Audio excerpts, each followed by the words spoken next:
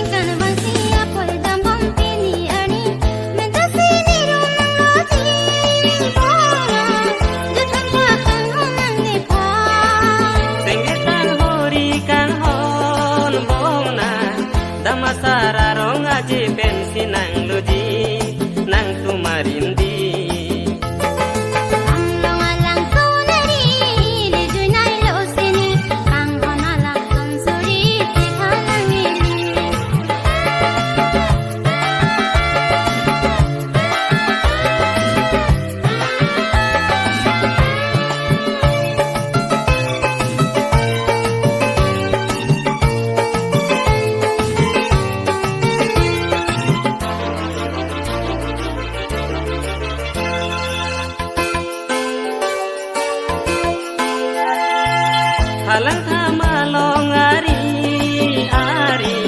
kang tua mir tam hidilang alon dupi log dam nang ini halang thalang royari berprana sangti mililang alon dupi jui dam nang ini amdong alang sunari ni junar lo sini kang honalam sonsuri cethanang ini amlong alang sunari di junar lo sini kang honalam sonsuri cethanang ini nang honalam sonsuri nang tanpa dirdi nang panang judi pusine sewe kabirti nang panang judi pusine sewe kabirti amlong alang sunari di junar lo sini nang panang judi pusine sewe kabirti nang panang judi pusine sewe kabirti nang panang judi pusine sewe kabirti kadam karbi ang long bostom lasi pini video ka bostom lang mesen ma bostom lang mesen pote like comment pi ko share ko bostom inje dor lem lo therak mi melo bostom dekho lasi inje jelo bostom lang mesen pote like comment pi ko lan hello lasi pini video ka lan hello kang ton iglo lasi next video ako paklang thunang bostom pena dik malam chetong thunang deho bostom lasi pini video ka lan hello nang ori non